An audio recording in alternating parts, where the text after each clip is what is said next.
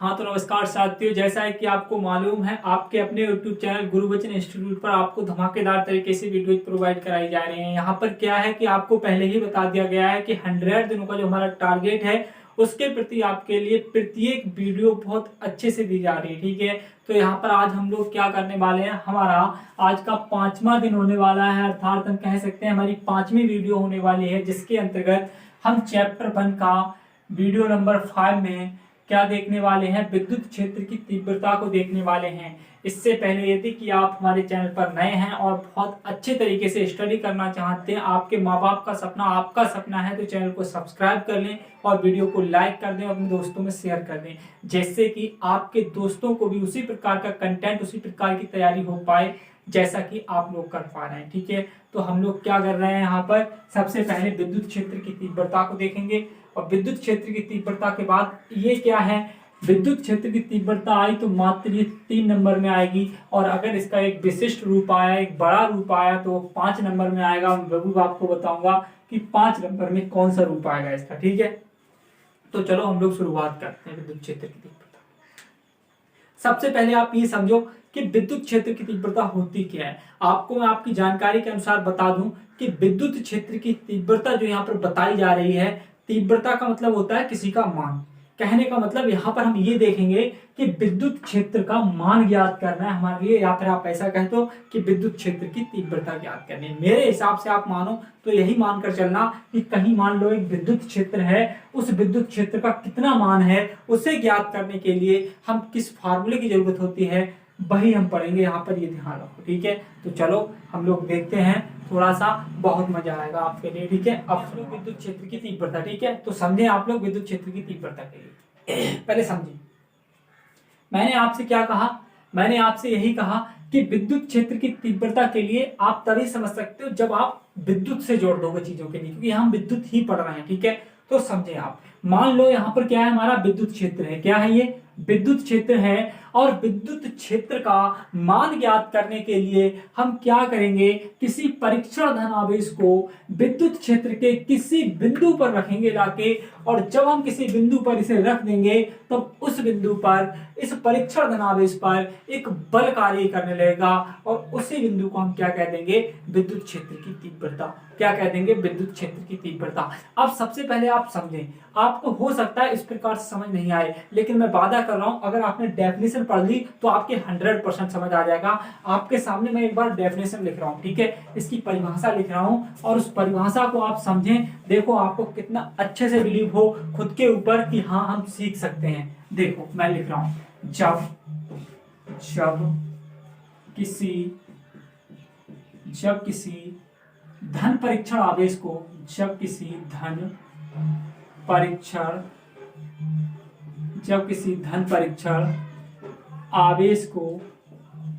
जब किसी धन परीक्षण आवेश को विद्युत क्षेत्र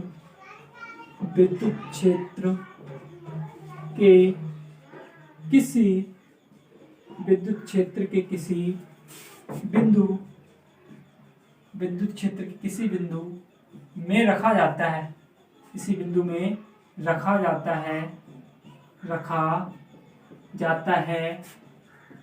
या किसी बिंदु पर रखा जाता है, ऐसा भी कर सकते हो आप। ठीक, किसी बिंदु पर रखा जाता है, तब उस पर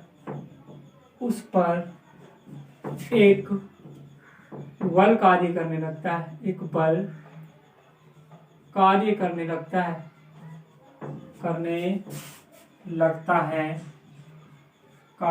लगता है, उसी बिंदु पर विद्युत क्षेत्र की तीव्रता कहलाती है। उसी बिंदु पर विद्युत क्षेत्र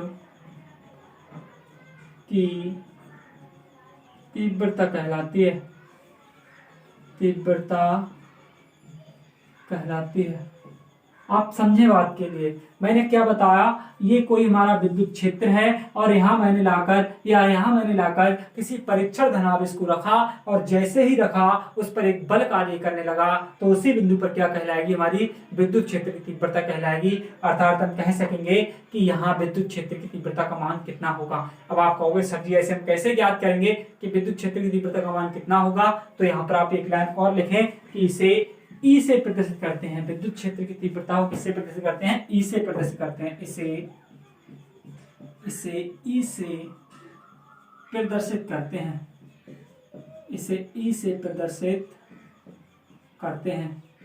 इसे किससे प्रदर्शित करते हैं, इसे ई से प्रदर्शित करते हैं। ठीक है, अब इसका मान हम कैसे ज्ञात करेंगे वो भी सुन लो आप। विद्युत क्षेत्र की तीव्रता, विद्युत क्षेत्र की तीव्रता ई बराबर हमारा फार्मूला हो जाएगा। देखो मैंने आपको क्या बताया, किसी एकांक परीक्षण धनावेश के लिए हम लेकर आए। ठीक है, कहाँ रखा लाके, विद्युत क्षेत्र में, और जैसे ही विद्युत क्षेत्र में रखा लाके उस पर क्या कार्य करने लगा, कोई बल कार्य करने लगा, कोई फोर्स लगने लगा उस पर, तो उसी को हमने उसी बिंदु पर क्या कह दिया, विद्युत क्षेत्र की तीव्रता कह दिया। क्या कह दिया, विद्युत क्षेत्र की तीव्रता कह दिया। ये बात आप ध्यान रखना, ये बात आप ध्यान रखना। ठीक है, यहाँ आप नोट में एक पॉइंट और लिख लेना, नोट में एक पॉइंट और लिख लेना, वो आप ये लिखना, इसका मात्रक। क्या लिखना, मात्रक।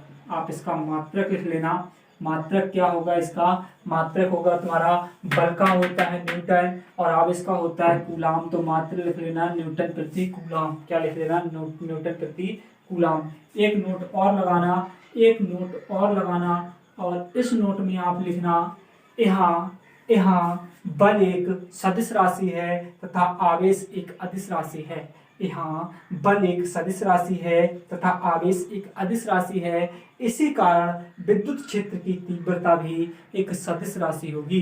कैसी राशि होगी, एक सदिश राशि होगी। तो मैं यहाँ पर शॉर्ट में लिख दे रहा हूँ कि विद्युत क्षेत्र की तीव्रता सदिश राशि होती है।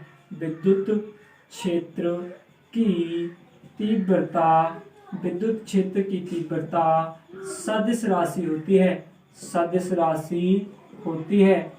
विद्युत क्षेत्र की तीव्रता सदिश राशि होती है, ये बात आप ध्यान रखना। मैंने आपको क्या बताया, जब किसी परीक्षण धनावेश को विद्युत क्षेत्र के किसी बिंदु पर रखा जाता है तब उस पर एक बल कार्य करने लगता है, उसी बिंदु पर विद्युत क्षेत्र की तीव्रता कहलाती है। और विद्युत क्षेत्र की तीव्रता को ई से प्रदर्शित करते हैं। किससे प्रदर्शित करते हैं, ई से प्रदर्शित करते हैं। ठीक है, ये बात ध्यान रखना, मैंने ऐसे ही बता दिया। आप परिभाषा से भी कर सकते हो कि जब किसी एकांक धन परीक्षण आवेश को विद्युत क्षेत्र में रखा जाता है तब उस पर बल कार्य करने लगता है, उसी बिंदु पर क्या कहलाती है, विद्युत क्षेत्र की तीव्रता कहलाती है। इसका मात्रक क्या होता है, न्यूटन प्रति कूलाम होता है। सबसे इजी है। ठीक है, क्या होता है, न्यूटन प्रति कूलाम। अब थोड़ा सा और सुन लें आप लोग, इसका मात्रक हो गया तुम्हारा न्यूटन प्रति कूलाम। मैंने आपसे कहा नोट में लिखना है कि विद्युत क्षेत्र की तीव्रता कैसी राशि है, सदिश राशि है। कैसी राशि है, सदिश राशि है। आप इसकी विमा भी लिख लेना, एक नोट और लगाना, एक नोट और लगाना और इसका विमा लिखना। क्या लिखना, विमा। ठीक है, लिखो इसका विमीय सूत्र क्या होता है, MLT-3A-1, ये इसकी विमा होती है। ठीक है, MLT-3A-1 किसकी विमा होती है, विद्युत क्षेत्र की तीव्रता की विमा होती है। तो मैंने आपको ये बुक करा दिया, 3 नंबर में आपके लिए करके आना पड़ेगा। कहाँ, पेपर में। कहाँ, पेपर में। ध्यान रखना, ये बहुत ही इंपॉर्टेंट टॉपिक है और आपको 3 नंबर में पेपर में मिलेगा। ठीक है, अब आप क्या करेंगे, विद्युत क्षेत्र की तीव्रता को सबसे सरल लगा मुझे, विद्युत क्षेत्र की तीव्रता। कहीं विद्युत क्षेत्र है, कहीं विद्युत क्षेत्र है, वहां जाकर किसे रखा, किसी परीक्षण धनावेश को रखा, उस पर क्या कार्य करने लगा, कोई बल कार्य करने लगा, उसी बिंदु पर क्या होगी, विद्युत क्षेत्र की तीव्रता। सबसे सरल है। लेकिन अगर आप 5 नंबर में आया क्वेश्चन तो कितना करना है तुम्हें, वो आप ध्यान रखो। ठीक है, देखो मैं इसे हटा रहा हूं, आप लोग इसे नोट कर लेना वीडियो को रोककर। ठीक है, अब देखो अगर 5 नंबर में क्वेश्चन आता है तो आपके लिए क्या करना पड़ेगा, सुनो। 5 नंबर में अगर क्वेश्चन आया तो आपको क्या करना पड़ेगा, ये बात आप लोग थोड़ा सा गौर से देखें। ठीक है, अगर 5 नंबर में आया, देखो 5 नंबर में अगर क्वेश्चन आया तो किस प्रकार से आएगा, ये आप और सीख लें। 5 नंबर में आया तो ये लिख के आएगा, देखो किसी बिंदु आवेश के कारण, किसी बिंदु आवेश के कारण विद्युत क्षेत्र की तीव्रता, विद्युत क्षेत्र की तीव्रता, ये आएगा 5 नंबर में, विद्युत क्षेत्र की तीव्रता। और वो भी सकता है बोर्ड परीक्षा बहुत नालायक है, उस वाले को 2 में रखे और इसमें कितने रखे, 3 में रखते, ठीक है। कुल मिला के बड़े ही नंबर में आएगा। तो अब क्वेश्चन आया तो इस प्रकार से आएगा, किसी बिंदु आवेश के कारण विद्युत क्षेत्र की तीव्रता। तो ये क्वेश्चन तुम्हें घुमा सकता है, लेकिन अगर तुमने पूरी कंटेंट के साथ सीखा, पूरी क्वालिटी के साथ सीखा, तो 100% तरीके से पूरी क्वांटिटी दूंगा तुम्हारे लिए। आप मेहनत से सीखो, देखो कैसी मात्राएं निकलती। देखो आप लोग ध्यान दो, क्या बताना चाह रहा हूं। किसी बिंदु आवेश के कारण, कोई बिंदु लेना है, वहां पर कोई आवेश होगा, ठीक है। देखो मैं यहाँ पर कोई एक बिंदु ले रहा हूँ, कोई एक बिंदु ले रहा हूँ, और वो बिंदु ले लिया मैंने O। वो बिंदु क्या ले लिया O, समझे आप बात के लिए। मैं बिंदु क्या ले लिया O। मान लिया इस बिंदु पर क्या स्थित है, कोई प्लस क्यू आवेश स्थित है। क्या स्थित है, प्लस क्यू आवेश स्थित है। आवेश क्या है, मैंने पूरा वीडियो बहुत अच्छे से पढ़ा रखा है। आज मेरा 5वां दिन है, आप पहले दिन से लेकर 5वें दिन तक की वीडियो देख सकते हैं, ठीक है। तो आपको सब समझ आ जाएगा। डायरेक्ट आप इसी पर आए हैं तो आपको कुछ भी समझ नहीं आएगा, ये ध्यान रखो। देखो क्या है हमारा, कोई एक बिंदु मतलब कोई एक बिंदु O है जहां पर प्लस क्यू आवेश स्थित है, ठीक है। मान लिया इससे R दूरी पर स्थित, कितनी दूरी पर स्थित, R दूरी पर स्थित, इससे R दूरी पर स्थित एक बिंदु P है जहां हमें विद्युत क्षेत्र की तीव्रता ज्ञात करनी। ध्यान रखना, माना कि एक बिंदु O जिस पर प्लस क्यू आवेश स्थित है, जिससे R दूरी पर स्थित एक बिंदु P है जहां हमें विद्युत क्षेत्र की तीव्रता ज्ञात करनी है। माना कि इस